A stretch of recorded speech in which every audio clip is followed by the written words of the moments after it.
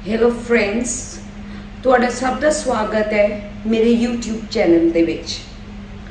ਅੱਜ ਆਪਾਂ ਗੱਲ ਕਰਾਂਗੇ ਕਿ ਕਿਵੇਂ ਇੱਕ ਬਾਂਝਪਨ ਜੋੜਾ ਜਿਹੜਾ ਹੈ ਉਹ ਸਿਲੈਕਟ ਕਰੇ ਕਿ ਜਿੱਥੇ ਉਹ ਟ੍ਰੀਟਮੈਂਟ ਵਾਸਤੇ ਜਾ ਰਿਹਾ ਹੈ ਉਹਨੂੰ ਸਹੀ ਸਲਾਹ ਸਹੀ ਟ੍ਰੀਟਮੈਂਟ ਮਿਲੇਗਾ, ਕੀ ਚੀਜ਼ਾਂ ਦੇਖਣ ਦੀ ਉਹਨੂੰ ਲੋੜ ਹੈ।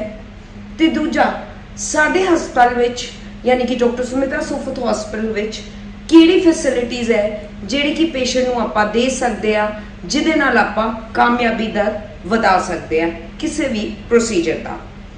ਸੋ ਸਭ ਤੋਂ ਪਹਿਲਾਂ ਇੱਕ ਨਿਸੰਤਾਨ ਜੋੜੇ ਨੂੰ ਦੇਖਣਾ ਚਾਹੀਦਾ ਹੈ ਕਿ ਡਾਕਟਰ ਦੀ ਕੀ ਕੁਆਲੀਫਿਕੇਸ਼ਨ ਹੈ, ਉਹਦਾ ਕਿੰਨਾ ਐਕਸਪੀਰੀਅੰਸ ਹੈ, ਉਹ ਕਿੰਨੇ ਸਾਲ ਤੋਂ ਬਾਂਝਪਨ ਪੇਸ਼ੈਂਟ ਦੇ ਜਿਹੜਾ ਹੈ ਟ੍ਰੀਟਮੈਂਟ ਕਰ ਰਿਹਾ ਹੈ, ਕਿ ਉਸ ਹਸਪਤਾਲ ਵਿੱਚ ਸਾਰੀ ਫੈਸਿਲਿਟੀਜ਼ ਹੈ।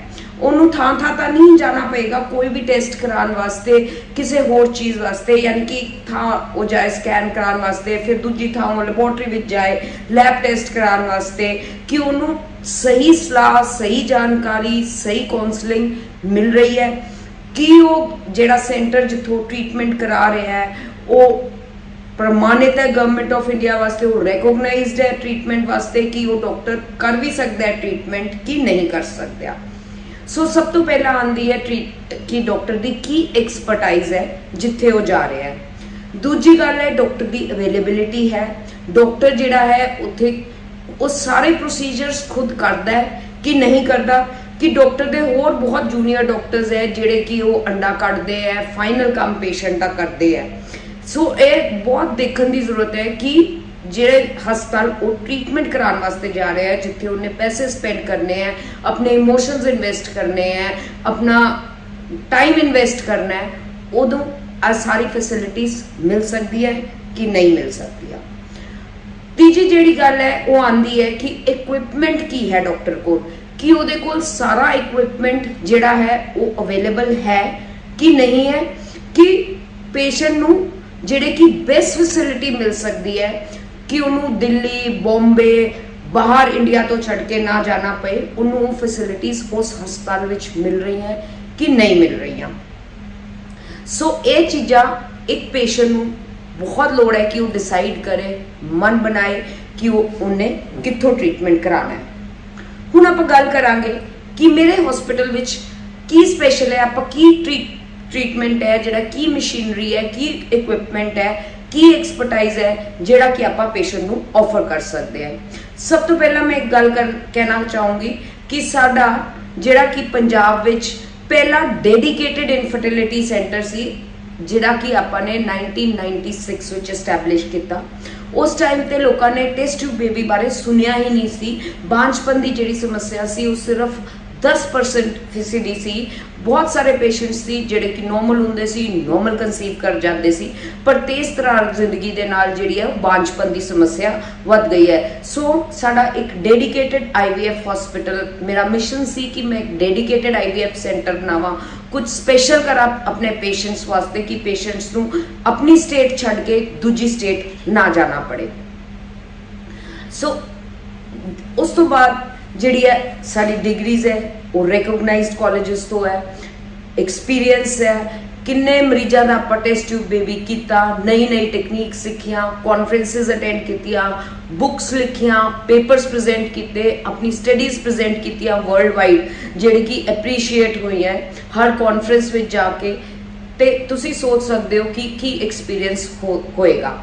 ਹੁਣ ਆਪਾਂ ਗੱਲ ਕਰਾਂਗੇ ਕਿ ਕਿਹੜੀ ਬੈਸਟ ਮਸ਼ੀਨਰੀਜ਼ ਅਵੇਲੇਬਲ ਹੈ ਜਿਹਦੇ ਨਾਲ ਆਪਾਂ ਬਾਂਝਪਨ ਦੇ ਟ੍ਰੀਟਮੈਂਟ ਦਾ, ਜਿਹੜਾ ਕਿ IVF ਟ੍ਰੀਟਮੈਂਟ ਹੈ, ਜਿਹਨੂੰ ਆਪਾਂ ਟੈਸਟ ਟਿਊਬ ਬੇਬੀ ਕਹਿੰਦੇ ਆ, ਉਹਦੇ ਨਾਲ ਉਹਦਾ ਕਾਮਯਾਬੀ ਦਰ ਵਧਾ ਸਕਦੇ ਆ। ਸੋ ਸਾਡੇ ਹਸਪਤਾਲ ਵਿੱਚ ਤੁਸੀਂ ਦੇਖ ਸਕਦੇ ਹੋ, ਮੈਂ ਆਪਣੀ IVF ਲੈਬੋਰਟਰੀ ਵਿੱਚ ਬੈਠੀ ਹਾਂ। ਬਹੁਤ ਸਾਰੇ ਨਏ ਇਕਵਿਪਮੈਂਟਸ ਹੈ ਜਿਹੜੇ ਆਪਾਂ ਟਾਈਮ ਟੂ ਟਾਈਮ ਐਡ ਕੀਤੇ ਹੈ, ਤਾਂ ਕਿ ਪੰਜਾਬ ਦੇ ਲੋਕਾਂ ਨੂੰ, ਨਾਰਥ ਇੰਡੀਆ ਦੇ ਲੋਕਾਂ ਨੂੰ, ਜਿਹੜੇ ਜੰਮੂ ਕਸ਼ਮੀਰ ਤੋਂ ਹੈ, ਜਿਹੜੇ ਬਹੁਤ ਰਿਮੋਟ ਏਰੀਆਜ਼ ਤੋਂ ਹੈ, ਉਹ ਵੀ ਔਲਾਦ ਦੇ ਵਾਂਝੇ ਨਾ ਰਹਿ ਜਾਣ, ਉਹ ਵੀ ਇਹ ਫੈਸਿਲਿਟੀਜ਼ ਦਾ ਫਾਇਦਾ ਉਠਾ ਸਕਣ। ਸੋ ਸਭ ਤੋਂ ਪਹਿਲਾਂ ਗੱਲ ਕਰਾਂਗੀ ਇਕਸੀ ਮਸ਼ੀਨ ਦੀ, ਜਿਹੜੀ ਕਿ ਹੁਣ ਸਪੈਸ਼ਲ ਇਕਸੀ ਮਸ਼ੀਨ ਆ ਗਈ ਹੈ ਜਿਹਦੇ ਨਾਲ ਇਮਸੀ ਅਟੈਚਮੈਂਟ ਹੁੰਦੀ ਹੈ, ਜਿਹੜੇ ਕਿ ਇੱਕ ਸ਼ੁਕਰਾਣੂ ਨੂੰ ਬਹੁਤ ਟਾਈਮਸ ਮੈਗਨੀਫਾਈ ਕਰ ਸਕਦੀ ਹੈ। ਆਪਾਂ ਸਭ ਤੋਂ ਵਧੀਆ ਸ਼ੁਕਰਾਣੂ ਚੁਣ ਸਕਦੇ ਹਾਂ। ਉਹਦੇ ਵਿੱਚ ਸਪਿੰਡਲ ਵਿਊ ਹੁੰਦਾ ਹੈ, ਸਾਨੂੰ ਪਤਾ ਲੱਗ ਜਾਂਦਾ ਹੈ ਕਿ ਸਪਰਮ ਕਿੱਥੇ ਇੰਜੈਕਟ ਕਰਨਾ ਹੈ ਤਾਂ ਕਿ ਜਿਹੜਾ ਬੇਬੀ ਹੋਏ ਉਹਨੂੰ ਕੋਈ ਪ੍ਰੋਬਲਮ ਨਾ ਹੋਏ, ਅਸੀਂ ਜੈਨੇਟਿਕ ਸਪਿੰਡਲ ਜਿਹੜਾ ਹੈ ਉਹ ਨਾ ਡਿਸਟਰਬ ਕਰੀਏ। ਉਸ ਇਕਸੀ ਹੈ, ਇਮਸੀ ਹੈ, ਲੇਜ਼ਰ ਹੈਚਿੰਗ ਮਸ਼ੀਨਰੀ ਹੈ ਜਿਹੜੀ ਆਪਾਂ ਨੇ ਪੰਜਾਬ ਵਿੱਚ ਫਸਟ ਟਾਈਮ ਇੱਥੇ ਇੰਸਟਾਲ ਕੀਤੀ ਸੀ, ਜਿਹਦੇ ਨਾਲ ਟੈਸਟ ਟਿਊਬ ਬੇਬੀ IVF ਇਕਸੀ ਦਾ ਕਾਮਯਾਬੀ ਦਰ ਵਧਾਇਆ ਜਾ ਸਕਦਾ ਹੈ। ਹੁਣ ਇਹ ਲੇਜ਼ਰ ਹੈਚਿੰਗ ਹੁੰਦੀ ਕੀ ਹੈ? ਇਹਦੇ ਵਿੱਚ ਲੇਜ਼ਰਸ ਦੇ ਨਾਲ ਆਪਾਂ ਤੁਸੀਂ ਦੇਖ ਸਕਦੇ ਹੋ ਜਿਹੜਾ ਹੈ ਇੱਕ ਬਲਾਸਟੋਸਿਸਟ 'ਤੇ ਫੋਕਸ ਕੀਤਾ ਹੋਇਆ ਹੈ। ਕਈ ਵਾਰ ਜਿੱਦਾਂ ਸ਼ੈਲ ਬਹੁਤ ਹੁੰਦਾ ਹੈ ਉਹ ਮੋਟਾ ਹੋ ਜਾਂਦਾ ਹੈ, ਉਹ ਇੰਪਲਾਂਟ ਨਹੀਂ ਕਰਦਾ, ਬੱਚੇਦਾਨੀ ਬੱਚਾ ਫੜਦੀ ਨਹੀਂ। ਸੋ ਆਪਾਂ ਲੇਜ਼ਰ ਦੇ ਜ਼ਰੀਏ ਉਹਦੀ ਡ੍ਰਿਲਿੰਗ ਕਰ ਦਿੰਦੇ ਆ, ਉਹਨੂੰ ਪਤਲਾ ਕਰ ਦਿੰਦੇ ਆ ਤਾਂ ਕਿ ਉਹ ਬੱਚੇਦਾਨੀ ਦੇ ਅੰਦਰ ਚਿਪਕ ਜਾਏ, ਜਿਹਦੇ ਨਾਲ ਕਾਮਯਾਬੀ ਦਰ ਵੱਧ ਸਕਦਾ ਹੈ। ਆਪਾਂ ਗੱਲ ਕਰਾਂਗੇ ਹੁਣ ਬਲਾਸਟੋਸਿਸਟ ਕਲਚਰ ਦੀ। ਬਲਾਸਟੋਸਿਸਟ ਇੱਕ ਐਮਬ੍ਰੀਓ ਸਟੇਜ ਹੁੰਦੀ ਹੈ ਜਿਹਦੇ ਵਿੱਚ ਉਹ ਮਸ਼ੀਨਸ ਦੇ ਵਿੱਚ ਲਾਸਟ ਗਰੋ ਕਰਦਾ ਹੈ। ਇਸ ਤੋਂ ਬਾਅਦ ਉਹਦੀ ਹੈਚਿੰਗ ਹੋ ਜਾਂਦੀ ਹੈ, ਮਤਲਬ ਕਿ ਉਹ ਹੈਚ ਹੋ ਜਾਂਦਾ ਹੈ। ਸੋ ਤੁਸੀਂ ਦੇਖ ਸਕਦੇ ਹੋ ਕਿ ਇਹ ਜਿਹੜਾ ਹੈ ਇਹ ਬਲਾਸਟੋਸਿਸਟ ਸਟੇਜ ਤੱਕ ਐਮਬ੍ਰੀਓ ਗਰੋ ਕਰ ਗਿਆ ਹੈ।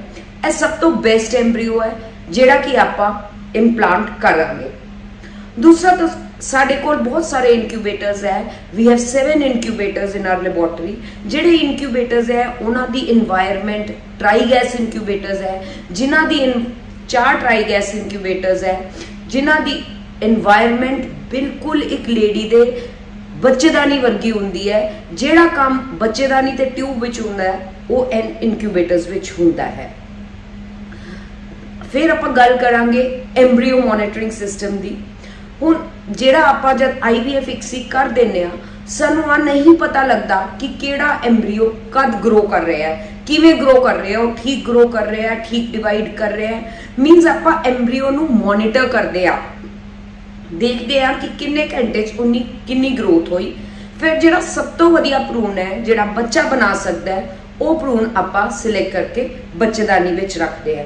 ਸੋ ਇਹ ਬਹੁਤ ਸਾਰੇ ਪ੍ਰੋਸੀਜਰਸ ਹੈ ਜਿਹਦੇ ਨਾਲ ਹਾਈ ਐਂਡ ਇਕਵਿਪਮੈਂਟ ਦੀ ਰਿਕੁਆਇਰਮੈਂਟ ਹੈ, ਐਕਸਪਰਟਾਈਜ਼ ਦੀ ਰਿਕੁਆਇਰਮੈਂਟ ਹੈ, ਭਰੂਣ ਵਿਗਿਆਨਿਕ ਦੀ ਰਿਕੁਆਇਰਮੈਂਟ ਹੈ, ਜੋ ਇਹ ਪ੍ਰੋਸੀਜਰਸ ਕਰ ਸਕਦਾ ਹੈ, ਹੈਲਪ ਕਰ ਸਕਦਾ ਹੈ ਇੰਪਲਾਂਟੇਸ਼ਨ ਵਿੱਚ। ਸੋ ਇਹ ਜਿਹੜੀ ਇਕਵਿਪਮੈਂਟ ਹੈ ਹਾਈ ਐਂਡ ਇਕਵਿਪਮੈਂਟ ਹੈ, ਸਾਡੇ ਹਸਪਤਾਲ ਵਿੱਚ ਲੱਗੀ ਹੋਈ ਹੈ। ਪੇਸ਼ੈਂਟ ਨੂੰ ਕਿਤੇ ਬਾਹਰ ਆਪਣੀ ਕੰਟਰੀ ਛੱਡ ਕੇ, ਆਪਣੀ ਸਟੇਟ ਛੱਡ ਕੇ ਜਾਣ ਦੀ ਲੋੜ ਨਹੀਂ ਹੁੰਦੀ। ਸਾਡੇ ਕੋਲ ਟ੍ਰੇਨਿੰਗ ਸਟੇਸ਼ਨਸ ਵੀ ਹੈ ਜਿੱਥੇ ਵਿੱਚ ਆਪਾਂ ਪੇਸ਼ੈਂਟ ਜਿਹੜੇ ਉੱਭਰਦੇ ਡਾਕਟਰ ਹੈ ਉਹਨਾਂ ਨੂੰ ਵੀ ਟ੍ਰੇਨ ਕਰਦੇ ਆ। ਮੇਰਾ ਸੈਂਟਰ ਜਿਹੜਾ ਹੈ ਫੋਕਸੀ ਤੋਂ ਰੈਕੋਗਨਾਈਜ਼ਡ ਹੈ, ਮੈਂ ਜੂਨੀਅਰ ਡਾਕਟਰਸ ਨੂੰ ਟ੍ਰੇਨ ਵੀ ਕਰ ਸਕਦੀ ਆ।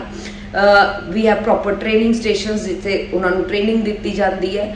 ਪਰ ਜਿਹੜਾ ਕੰਮ ਹੈ, ਜਿਹੜਾ ਫਾਈਨਲ ਪ੍ਰੋਸੀਜਰ ਹੈ ਐਗ ਪਿਕਅਪ ਦਾ, ਟ੍ਰਾਂਸਫਰ ਦਾ, ਉਹ ਮੈਂ ਪੇਸ਼ੈਂਟਸ ਵਾਸਤੇ ਖੁਦ ਕਰਦੀ ਆ, ਕਿਉਂਕਿ ਮੈਨੂੰ ਹੁੰਦਾ ਹੈ ਕਿ ਹਰ ਇੱਕ ਪੇਸ਼ੈਂਟ ਹੈ, ਉਹਨੂੰ ਬਹੁਤ ਲੋੜ ਹੈ, ਉਹਦਾ ਫਾਈਨੈਂਸ਼ੀਅਲ ਇਮੋਸ਼ਨਲ ਸਟੇਟਸ ਬਹੁਤ ਇਸ ਟਾਈਮ ਤੇ ਇਨਵੈਸਟਡ ਹੁੰਦਾ ਹੈ ਤੇ ਉਹ ਚਾਹੁੰਦਾ ਹੈ ਉਹ ਸਭ ਤੋਂ ਵਧੀਆ ਉਹਨੂੰ ਰਿਜ਼ਲਟ ਮਿਲੇ। ਸੈਕਿੰਡ ਇੰਪੋਰਟੈਂਟ ਥਿੰਗ ਹੈ, ਸਾਡੇ ਹਸਪਤਾਲ ਵਿੱਚ ਕੋਈ ਬਾਹਰੋਂ ਟੀਮਸ ਨਹੀਂ ਆਉਂਦੀਆਂ। ਵੀ ਡੋਂਟ ਕਾਲ ਐਨੀਬਡੀ, ਸਾਰਾ ਇਨ ਹਾਊਸ ਫੈਸਿਲਿਟੀ ਹੈ। ਪ੍ਰੋਪਰ ਪੇਸ਼ੈਂਟ ਦੀ ਕਾਉਂਸਲਿੰਗ ਹੁੰਦੀ ਹੈ, ਪ੍ਰੋਪਰ ਟ੍ਰੇਨਡ ਕਾਉਂਸਲਰ ਹੈ ਜਿਹੜੇ ਪੇਸ਼ੈਂਟ ਨੂੰ ਹਰ ਵਿਜ਼ਿਟ ਤੇ ਗਾਈਡ ਕਰਦੇ ਆ, ਉਹਨਾਂ ਨੂੰ ਦੱਸਦੇ ਆ ਉਹਨਾਂ ਨੂੰ ਕੀ ਕਰਨਾ ਹੈ, ਉਹਨਾਂ ਨੂੰ ਰਿਲੈਕਸ ਕਰਦੇ ਆ। ਜਿਹੜੀ ਪੇਸ਼ੈਂਟ ਦੀ ਕੁਐਰੀਜ਼ ਹੁੰਦੀ ਹੈ ਉਹ ਸਾਰੀ ਸੈਟੀਸਫਾਈਡ ਹੁੰਦੀ ਹੈ। ਇੰਡੀਵਿਜੂਅਲ ਅਟੈਂਸ਼ਨ ਦਿੱਤੀ ਜਾਂਦੀ ਹੈ ਪੇਸ਼ੈਂਟ ਨੂੰ, ਤਾਂ ਕਿ ਹਰ ਇੱਕ ਪੇਸ਼ੈਂਟ ਨੂੰ ਫੀਲ ਹੋਏ ਕਿ ਉਹ ਸਹੀ ਥਾਂ ਜਾ ਰਿਹਾ ਹੈ। ਨਾਲ ਹੀ ਸਾਡੇ ਕੋਲ ਐਮਬ੍ਰੀਓ ਫਰੀਜ਼ਿੰਗ ਦੀ, ਐਗ ਫਰੀਜ਼ਿੰਗ ਦੀ ਫੈਸਿਲਿਟੀ ਹੈ, ਪ੍ਰੋਪਰ ਬੈਂਕਿੰਗ ਫੈਸਿਲਿਟੀ ਹੈ, ਜਿਹਦੇ ਨਾਲ ਕਿ ਅਗਰ ਪੇਸ਼ੈਂਟ ਦੇ ਆਪਾਂ ਐਕਸਟਰਾ ਐਮਬ੍ਰੀਓਜ਼ ਬਣਦੇ, ਬਹੁਤ ਸਾਰੇ ਪੇਸ਼ੈਂਟਸ ਆਉਂਦੇ ਆ ਜਿਨ੍ਹਾਂ ਨੇ ਫਰਸਟ ਟਰਾਈ ਵਿੱਚ ਬੇਬੀ ਉਹ ਲੈ ਜਾਂਦੇ ਆ, ਪਰ ਉਸ ਤੋਂ ਬਾਅਦ ਉਹਨਾਂ ਦੇ ਐਮਬ੍ਰੀਓਜ਼ ਫਰੀਜ਼ ਰਹਿੰਦੇ ਆ। ਪੇਸ਼ੈਂਟ ਫਿਰ ਸੈਕਿੰਡ ਬੇਬੀ ਵਾਸਤੇ ਉਹਨੂੰ ਪੂਰੇ ਪ੍ਰੋਸੀਜਰ ਦੀ ਲੋੜ ਨਹੀਂ ਹੈ। ਉਹ ਸਾਰਾ ਜਿਹੜੇ ਹੈ ਐਮਬ੍ਰੀਓਜ਼ ਸਿਰਫ ਲੇਡੀ ਦੇ ਅੰਦਰ ਇੰਪਲਾਂਟ ਕੀਤੇ ਜਾਂਦੇ ਹੈ। ਸੋ ਹਰ ਵਾਰ ਲੇਡੀ ਨੂੰ ਇਹ ਪੇਨਫੁਲ ਪ੍ਰੋਸੀਜਰ ਕਰਾਉਣ ਦੀ ਲੋੜ ਨਹੀਂ ਪੈਂਦੀ। ਇਹ ਛੋਟੀਆਂ ਛੋਟੀਆਂ ਚੀਜ਼ਾਂ ਹੈ ਜਿਹਦੇ ਨਾਲ ਆਪਾਂ ਕਾਮਯਾਬੀ ਦਰ ਵਧਾ ਸਕਦੇ ਆ ਤੇ ਪੇਸ਼ੈਂਟ ਦਾ ਸਕਸੈਸ ਰੇਟ ਵੀ ट्रीटमेंट का कोई भी ਜਿਹੜਾ ट्रीटमेंट है वो इंक्रीज हो सकता है। नाले मैं कहना चाहूँगी कि नील शुक्राणुओं वाले पेशेंट्स ਨੂੰ भी ਹੁਣ हताश होने की लोड़ नहीं है। अगर सानू एक शुक्राणु, 2 शुक्राणु या 4 शुक्राणु, मैं मिलियंस की गल कर रही, सिर्फ 4 या 6 शुक्राणु भी मिल जाते हैं तो आप इस मशीन के शुक्राणु कढ़ के एक एग ते एक स्पर्म का मिलन कर सकते हैं। ਹੁਣ ਜਿਹੜੀ ਇਹ ਸਾਰੀ ਲੈਬੋਰਟਰੀ ਹੈ, ਮੋਡੂਲਰ IVF ਲੈਬੋਰਟਰੀ ਹੈ, ਇਹਦੇ ਵਿੱਚ 에ਅਰ ਕੰਟਰੋਲ AHU ਸਿਸਟਮ ਹੈ ਜਿਹਦੇ ਨਾਲ ਕਿ ਕੋਈ ਵੀ ਕੰਟੈਮੀਨੇਸ਼ਨ ਨਹੀਂ ਹੁੰਦੀ। ਜਿਹੜੇ ਐਮਬ੍ਰੀਓਸ, ਜਿਹੜੀ এনवायरमेंट ਹੈ, ਬਹੁਤ ਕਲੀਨ 에ਅਰ ਸਿਸਟਮਸ ਲੱਗੇ ਹੋਏ ਹੈ ਜਿਹਦੇ ਨਾਲ ਸਾਰੀ ਚੀਜ਼ਾਂ ਦੇ ਨਾਲ ਮਿਲ ਕੇ ਆਪਾਂ ਸਕਸੈਸ ਰੇਟ ਇਨਕਰੀਜ਼ ਕਰ ਸਕਦੇ ਆ। ਹੁਣ ਮੈਂ ਤੁਹਾਨੂੰ ਦਿਖਾਵਾਂਗੀ ਕੰਪਿਊਟਰ ਤੇ ਕਿ ਕਿਵੇਂ ਆਪਾਂ ਜਿਹੜਾ ਹੈ ਐਮਬ੍ਰੀਓ ਮੋਨੀਟਰਿੰਗ ਸਿਸਟਮ ਹੈ ਉਹ ਕਿਵੇਂ ਵਰਕ ਕਰਦਾ ਹੈ, ਕਿਵੇਂ ਸੈੱਲ ਡਿਵਾਈਡ ਹੁੰਦੇ ਹੈ, ਕਿਵੇਂ ਉਹ ਗਰੋ ਕਰਦੇ ਹੈ। ਸੋ ਇੱਥੇ ਤੁਸੀਂ ਦੇਖ ਸਕਦੇ ਹੋ ਕਿ ਜਿਹੜੇ ਆ ਸੈੱਲ ਹੈ ਉਹ ਕਿਵੇਂ ਗਰੋ ਕਰ ਰਹੇ ਹੈ। ਪੇਸ਼ੈਂਟ ਦੀ ਪੂਰੀ ਡਿਸ਼ ਦੀ ਜਿਹੜੀ ਫੋਟੋ ਹੈ ਉਹ ਸਾਰੀ ਹੋ ਰਹੀ ਹੈ, ਰਿਕਾਰਡ ਹੁੰਦੀ ਹੈ ਤੇ ਸਾਨੂੰ ਪਤਾ ਲੱਗ ਜਾਂਦਾ ਹੈ ਆਪਾਂ ਕਿਵੇਂ ਬੈਸਟ ਐਮਬ੍ਰੀਓ ਸਿਲੈਕਟ ਕਰਨਾ ਹੈ। ਸੋ ਐਂਡ ਵਿੱਚ मैं दर्शकों ਨੂੰ ਇਹੋ ਦੱਸਣਾ ਚਾਹਾਂਗੀ कि बांझपन की जिहड़ी समस्या है वो तेज तरार जिंदगी स्ट्रेस के कारण काफ़ी वध गई है, पर किसी भी निसंतान जोड़े नूं हताश नहीं होना चाहिए, उन्होंने घरे नहीं बैठना चाहिए।